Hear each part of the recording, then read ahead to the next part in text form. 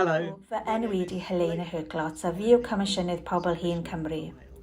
Wrth i ni heneiddio, mae'n bwysig ein bod ni'n gallu heneiddio'n dda. Hynny yw, nad ydyn ni ond yn ychwanegu blynyddoedd at ein bywyd, ond ein bod ni'n gallu ychwanegu bywyd at ein blynyddoedd. Ac yn sylfaenol mae hynny'n golygu ar draws cymdeithas, gan newid y ffordd rydyn ni'n gweithredu ac yn teimlo tuag at henaint a heneiddio. Nid ei ystyrir fel cyfnod o ddirywiad a dibyniaeth, ond deall y cyfleoedd, mae henaint yn ei gynnig. Mwyn i hynny fod yn reality, mae angen i sawl peth ddigwydd.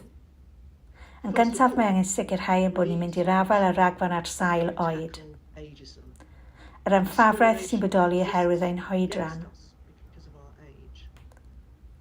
Yn ôl asesiad gan sefydliad Iechyd y byd, darganfyddwyd bod 1 o bob 2 o bobl ledled y byd a barn amffafriol tuag at bobl hŷn. Hynny yw, rhagfarn, stereotype. Ac mae rhain yn niweidiol, maen nhw'n niweidiol i'n iechyd corfforol ac maen nhw'n niweidiol i'n iechyd meddwl. Felly, mwyn sicrhau ein bod ni'n gallu mwynhau yn blynyddoedd hŷn, ei bod ni'n teimlo bod ni'n cael ein cynnwys, ein bod yn cael ein gwerthfawrogi. Mae angen i wneud popeth a allwn i fynd i'r afael y ragfan ar sail oed ac amffafriaeth oed, o ran sut ni'n meddwl ac yn teimlo ac yn gweithredu, a sut rydyn ni'n datblygu polisi.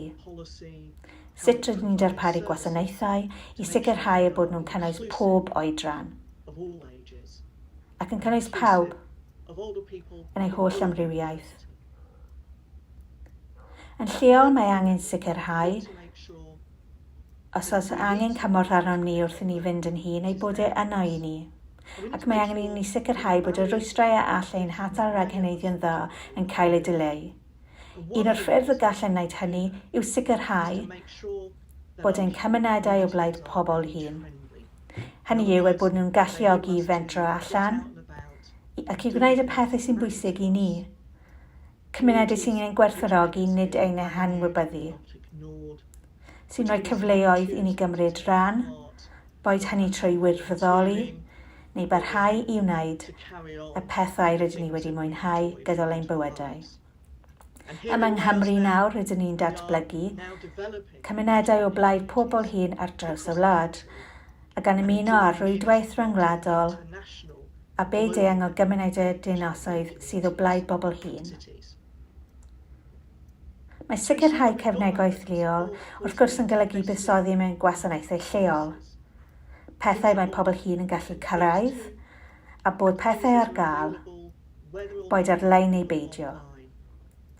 Mae'n bwysig wrth ddatblygu gwasanaethau sy'n cefnogi ein iechyd a'n llesiant ei bod ni'n gwneud yn siŵr nad ydyn ni'n anwybyddu pobl sydd ddim ar-lein. Felly, rydyn ni'n gwybod bod dros 30% o bobl 75 oed heb fynediad i'r ryngrwyd. Felly, mae angen i sicrhau fod yna ystadeuon o wasanaethau ar gael ac yn benafol bod buddsoddiad parhaus a chyson yn y sector wirfoddol a chymunedol sy'n gwneud cymaint i gefnogi ein iechyd meddwl wrth i ni heneiddio.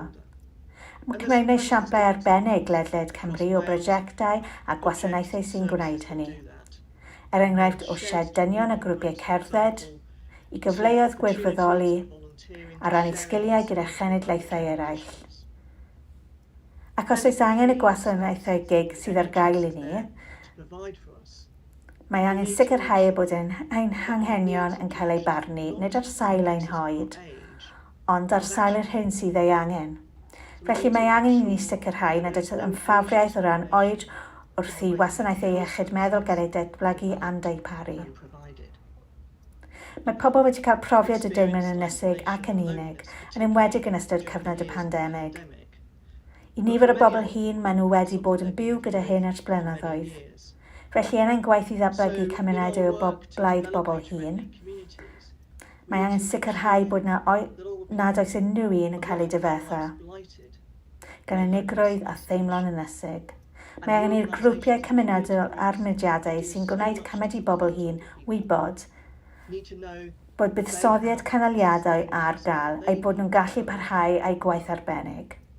Rydyn ni'n gwybod bod unigrwydd a theimlo'n ynysig yn cael effaith difrifol ar ein iechyd gorfforol, yn ogystal â'n iechyd meddwl, ac mae angen i wneud yn siŵr nad oes neb yn teimlo ynysig yn ei wedi torri i ffwrdd, a'i bod yn ymestyn allan i bobl ar draws y cenedlaethau, allai fod yn profi unigrwydd, pan fyddent yn deimlo a chymaint ar gyfwng costau byw.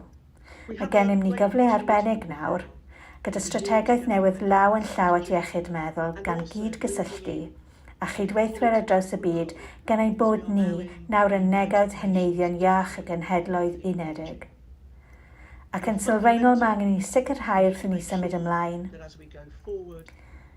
bod pobl hŷn yn cael ei gwerthfawrogi, bod hawliau'n cael eu cynnal ac nad oes neb yn cael ei adael ar ôl.